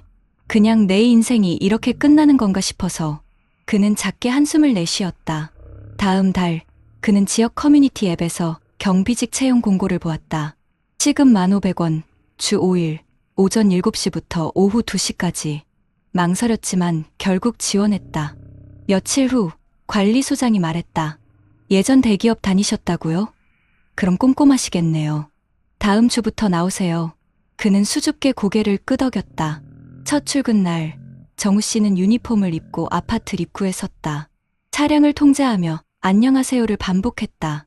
그의 등 뒤로 새벽 햇살이 비쳤다. 그 순간 마음속 어딘가에서 이상한 감정이 올라왔다. 내가 여기에 서 있을 줄은 몰랐지. 퇴근 후 아내가 물었다. 어땠어요? 괜찮더라. 오히려 정신이 덜 멍해. 그는 미소 지었지만 손목엔 붉은 자국이 남아 있었다. 한 달 뒤 그는 급여 명세서를 펼쳐보았다. 80만 원. 그는 오래 바라보다가 한숨을 쉬었다. 이걸로 생활이 가능할까? 아내가 조용히 대답했다. 그래도 나아졌어요. 이제 수도꼭지가 하나 더 생긴 거잖아요. 정우 씨는 그 말에 고개를 들었다. 수도꼭지? 우리 인생에 돈 나오는 수도꼭지. 당신이 하나 더 연 거예요. 그 말이 그날 밤 내내 머릿속을 떠나지 않았다. 그는 계산기를 꺼냈다. 국민연금 예정 수령액 110만 원, 경비일 80만 원, 총 190만 원. 그는 메모지에 적었다. 현금 흐름 2개, 그리고 아래에 조용히 덧썼다. 목표 5개. 그날 이후 그는 현금 흐름이라는 단어에 집착하기 시작했다. 유튜브에서 노후 재정 강의를 보고 신문에서 주택연금이라는 단어를 발견했다. 집을 담보로 매달 연금처럼 받을 수 있다. 그는 아내에게 말했다. 이거 봐. 주택연금이라는 게 있대.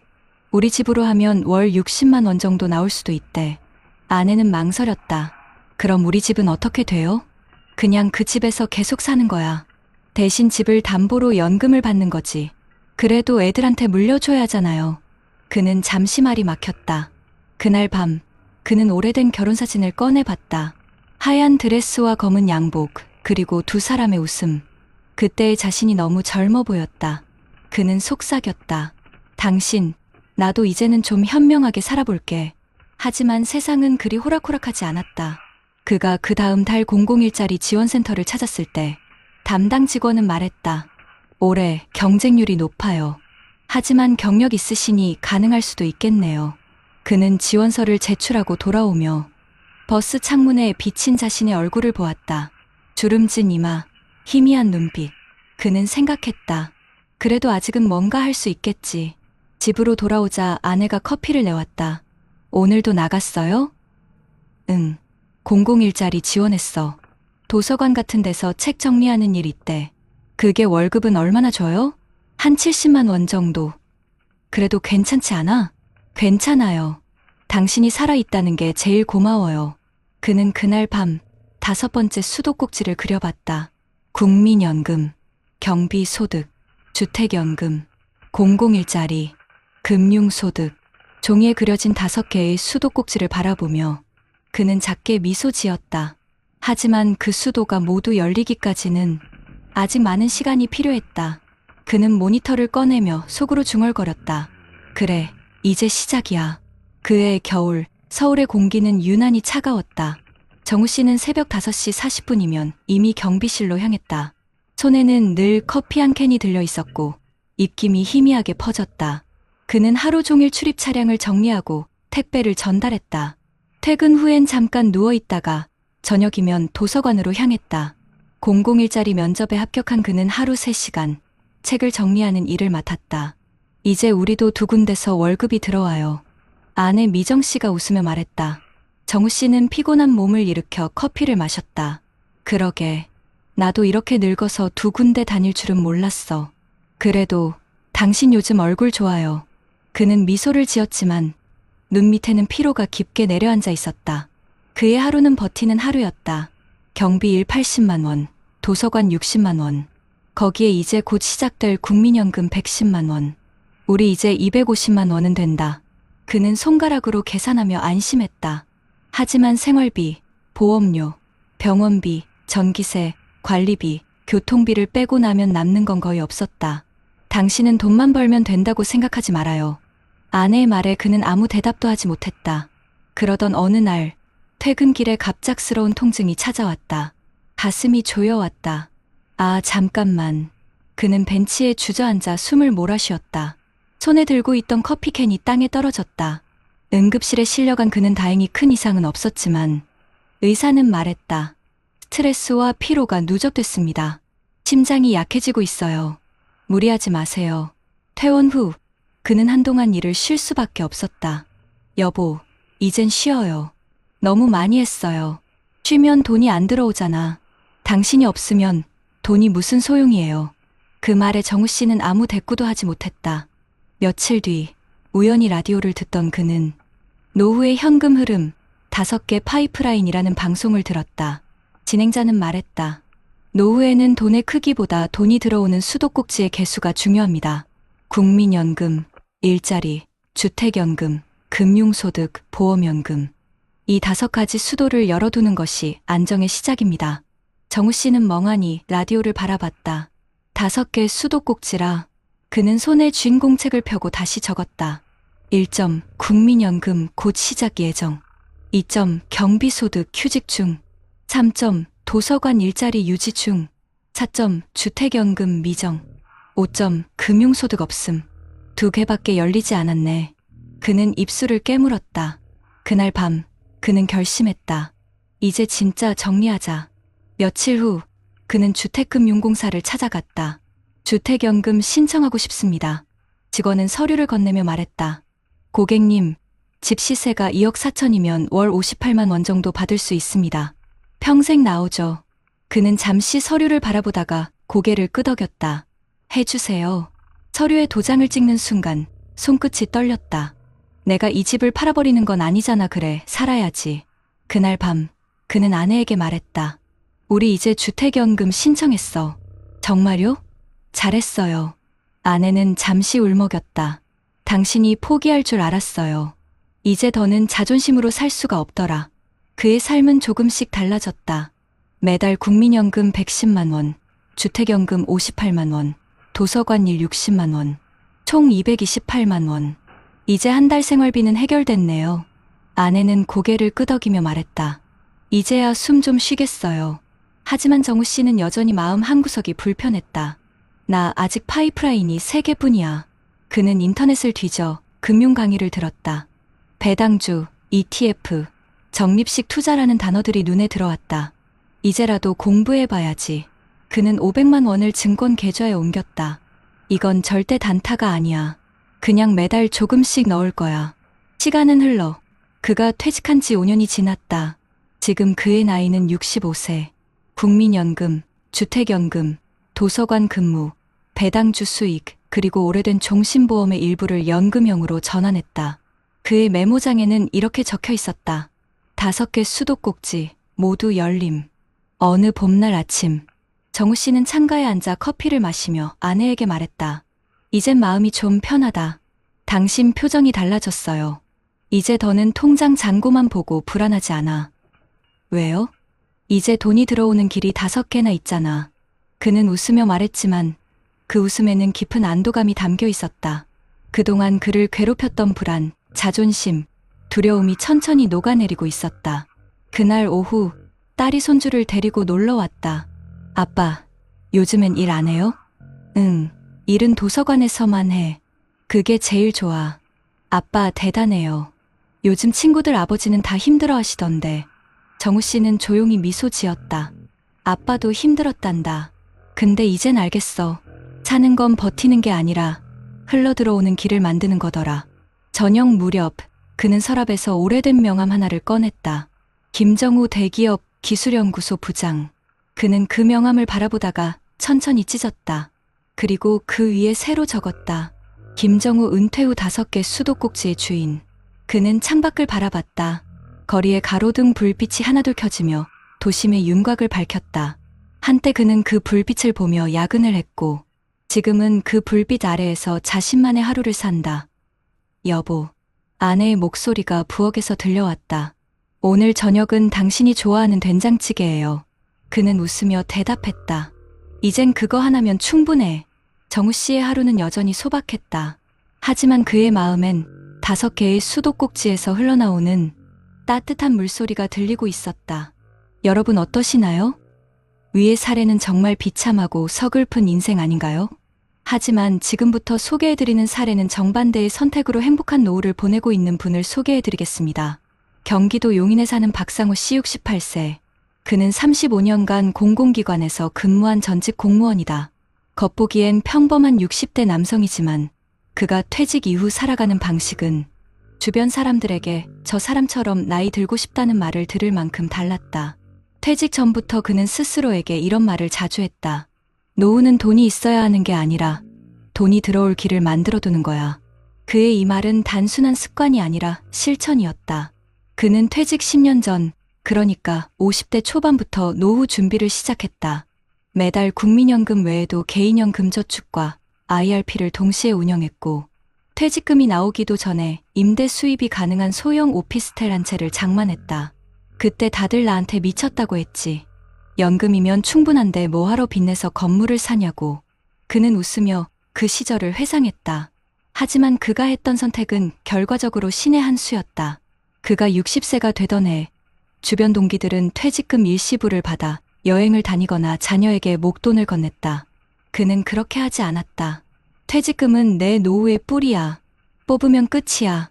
그는 퇴직금 전액을 IRP에 넣고 그 안에서 해외 ETF와 채권형 펀드를 분산 투자했다.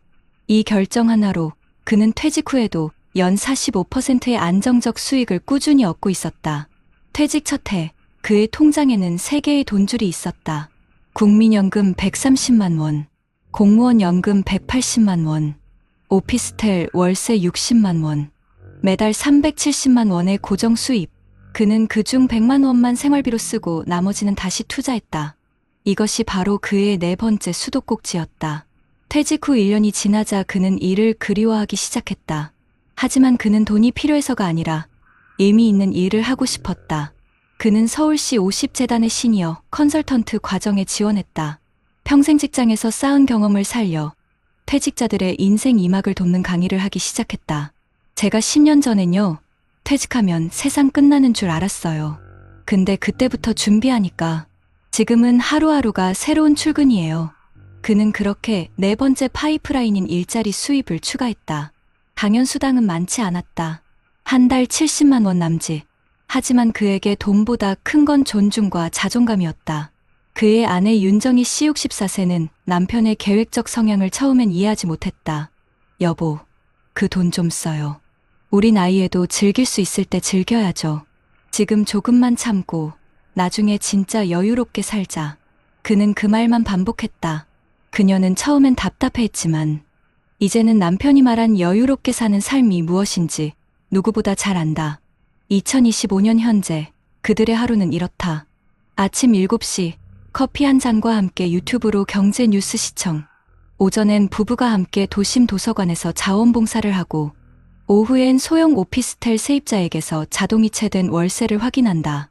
저녁이면 그의 계좌에는 국민연금과 공무원 연금이 차례로 입금된다.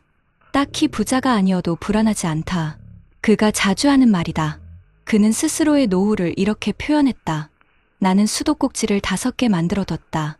그중 하나가 막혀도 다른 4개에서 물이 계속 나온다. 하지만 그의 인생에도 위기는 있었다. 2년 전 딸이 결혼하면서 혼수를 도와달라고 부탁했을 때였다. 아빠, 5천만 원만 빌려줄 수 있어요? 딸의 목소리엔 간절함이 묻어 있었다. 그는 잠시 망설였다. 아빠가 바로 줄 순 없지만 계획적으로 도와줄게. 그는 보유 중이던 ETF 일부를 매도해 2천만 원을 지원했다. 그리고 이렇게 말했다. 나머진 내가 1년 동안 스스로 마련해보자. 그 말을 들은 딸은 처음엔 서운해했지만 나중엔 말했다. 아빠, 그때 안 빌려준 게 고마워요. 그 덕분에 제가 저축 습관이 생겼어요. 그는 자녀에게 재산을 주는 아버지가 아니라 살아남는 방법을 알려주는 아버지였다. 그의 집은 크지 않다. 하지만 거실 한쪽 벽면엔 5개의 수도꼭지를 그려둔 작은 화이트보드가 걸려 있다. 국민연금, 공무원연금, 오피스텔 임대, 강연수당, 금융소득. 매달 첫째 주 월요일, 그는 그 수도꼭지 옆에 각각의 입금일을 적는다. 아내가 물었다. 그걸 왜 아직도 적어요? 그는 미소를 지으며 대답했다. 그래야 안심이 돼. 내 노후가 어디서 흘러오는지 매달 눈으로 확인해야 마음이 편해. 그는 그날 저녁 TV에서 뉴스 하나를 보고 고개를 저었다. 2025년 기준 노인 2명 중 1명은 월 100만 원 미만으로 생활 중. 잠시 후 아내가 물었다.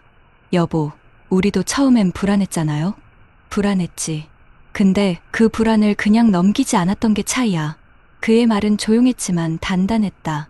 그리고 그가 부엌으로 걸어가며 덧붙였다. 돈은 불안할수록 준비가 빨라야 해. 그의 삶은 흔들리지 않았다. 물가가 오르고 금리가 오르고 주변 친구들이 노후를 걱정할 때에도 그의 표정은 늘 평온했다. 그 이유는 단 하나였다. 그는 퇴직 후에 돈을 찾은 게 아니라 퇴직 전부터 길을 만들어 두었기 때문이다. 봄이 막 시작된 어느 날, 박상우 씨는 부부가 함께 자전거를 타고 탄천길을 따라 달리고 있었다. 그의 바지 주머니에는 휴대폰 대신 작은 수첩 하나가 들어 있었다. 그 안에는 그가 퇴직 이후 매달 기록해온 현금 흐름 일기가 있었다. 국민연금 132만 원 입금 완료. 공무원 연금 181만 원 입금 완료. 오피스텔 월세 60만 원. 강연료 72만 원. ETF 배당 21만 원. 그는 수첩을 덮으며 웃었다. 이게 다 내 피, 땀, 그리고 기다림이야. 옆에서 자전거를 타던 아내 윤정희 씨가 말했다. 여보, 당신 요즘은 얼굴이 젊어 보여요. 그럴 리가. 80 앞두고 젊어지긴. 진짜예요. 표정이 편해요. 그의 표정은 실제로 달라져 있었다. 퇴직 초반의 그늘진 눈빛 대신 이젠 흔들리지 않는다는 자신감이 스며 있었다. 하루는 은행에서 문자가 왔다. 배당금 21만 원이 입금되었습니다. 그는 그 문자를 보고 피식 웃었다. 10년 전엔 이런 문자가 올 거라 상상도 못했는데 그때를 떠올리면 아직도 생생했다. 50대 초반, 회사 후배들이 커피를 마시며 이렇게 말하던 시절이었다. 부장님, 요즘 ETF가 좋다는데 우리도 좀 해볼까요? 그는 웃으며 대답했다. 그런 건 퇴직하고 여유 있을 때 해. 하지만 그날 밤 그는 생각을 바꿨다. 아니야. 바로 지금이 준비할 때야. 그 한 번의 결심이 지금의 그를 만들었다. 2025년의 물가와 금리는 여전히 요동치고 있었다. 주유소 기름값은 리터당 2,000원을 넘었고 전기요금 인상 소식도 뉴스마다 쏟아졌다. 하지만 그의 표정은 변하지 않았다. 걱정 안 되세요? 주변 친구들이 물었다. 요즘 전기요금도 오르고 병원비도 늘고 우리 세대는 진짜 불안해 죽겠어요. 그는 커피잔을 내려놓으며 조용히 말했다. 나는 불안하지 않아. 왜냐면 나는 수도꼭지를 5개 열어놨으니까. 친구들은 잠시 멍하니 그를 바라봤다. 그는 웃으며 덧붙였다. 누구나 노후는 힘들다. 하지만 물이 흘러들어오는 길을 5개 만들어두면 어디선가 막혀도 다른 길로 흘러들어와. 그 말은 단순한 조언이 아니라 그가 살아온 결과 그 자체였다. 그는 퇴직 후에도 늘 배우고 있었다.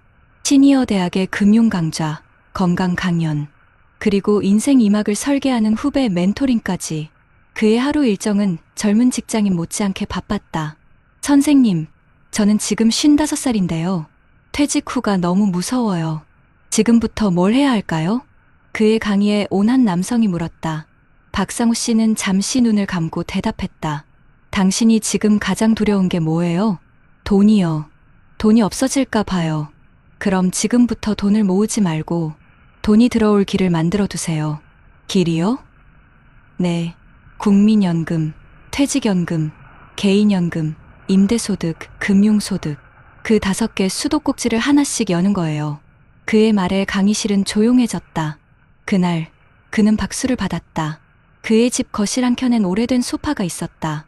가죽은 닳았지만 그 위엔 항상 깔끔하게 정리된 노트북과 커피잔이 놓여 있었다.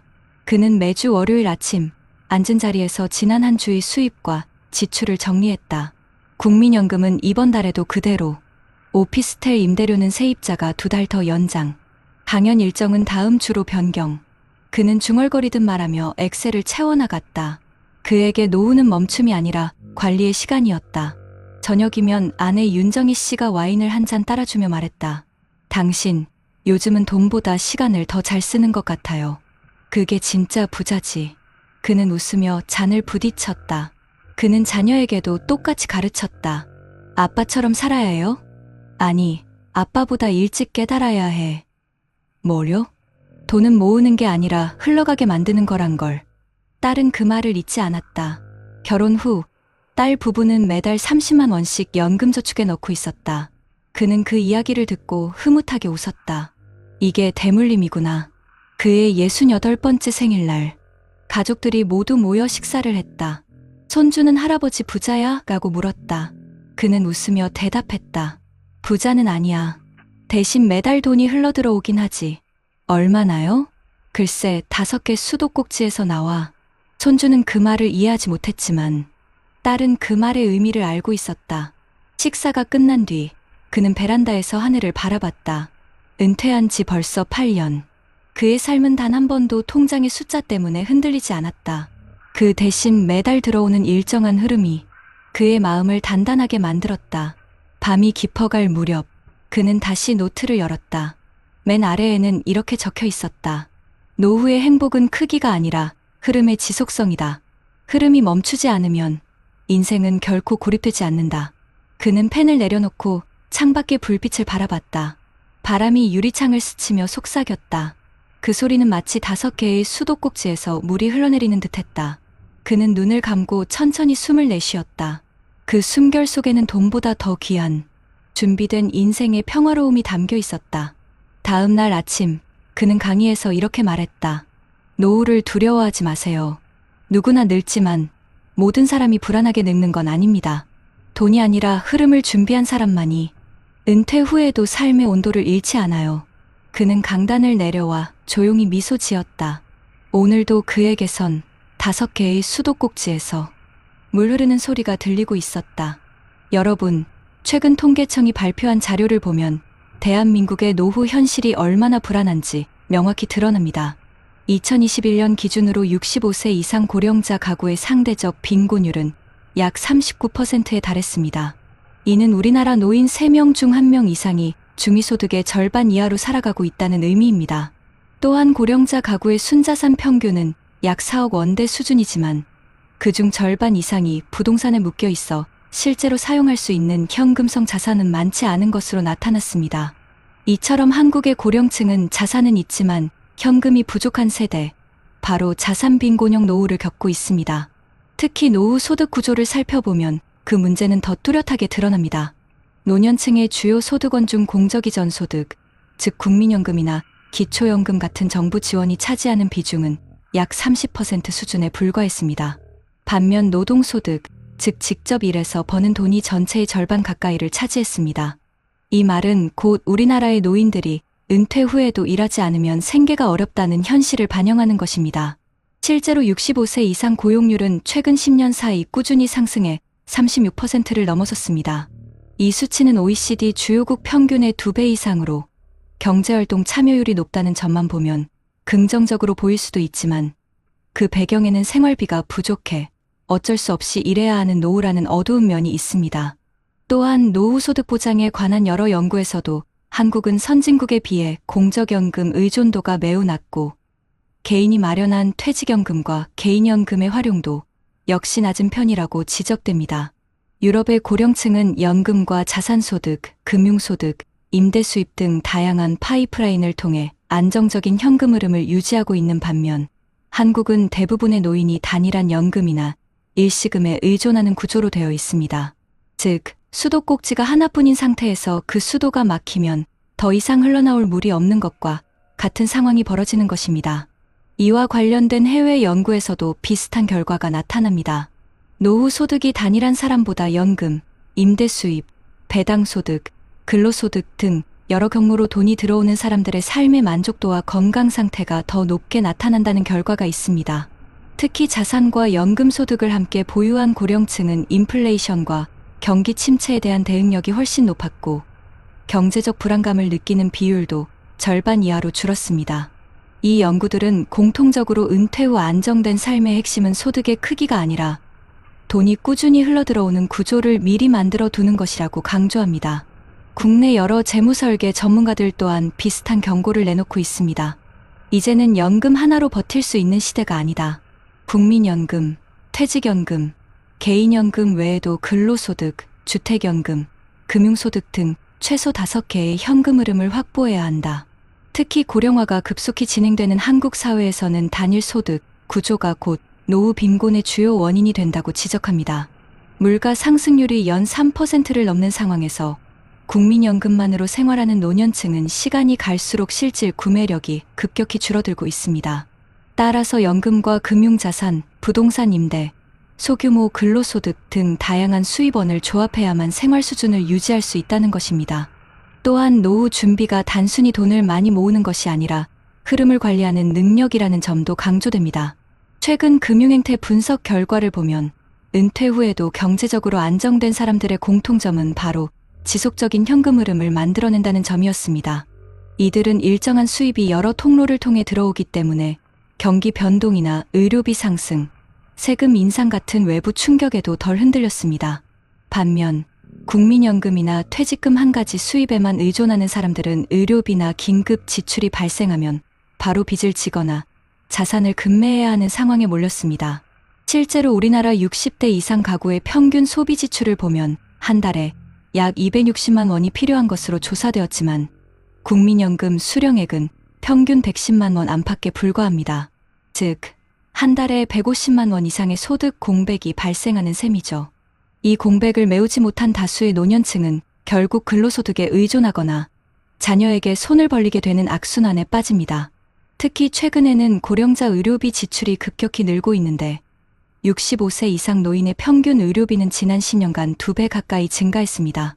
이런 현실에서 한 개의 수도꼭지로는 도저히 노후 생활비를 감당하기 어려운 것이죠. 결국 노후의 삶을 결정짓는 것은 돈의 액수가 아니라 흐름의 구조입니다. 우리 사회는 여전히 퇴직금을 일시금으로 받고 집 한 채를 자녀에게 물려주는 것을 당연하게 생각하지만 시대는 이미 그 방식을 버리고 있습니다.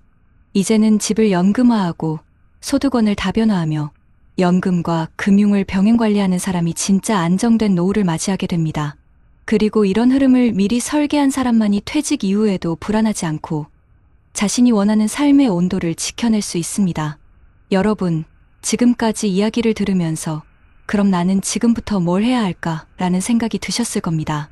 노후를 대비하기 위해선 돈을 모으는 것도 중요하지만 흐름을 만들어주는 제도와 정책을 제대로 활용하는 것이 훨씬 더 중요합니다. 지금 대한민국 정부와 각 지자체에서도 이런 현실을 인식하고 다양한 형태의 노후 현금 흐름 강화 정책을 추진하고 있습니다. 우선 정부가 운영 중인 대표적인 제도가 신중년 사회공헌 일자리 사업입니다. 이 제도는 만 50세 이상 중장년층이 퇴직 후에도 지역사회에서 자신의 경력과 경험을 살려 일할 수 있도록 지원하는 프로그램입니다.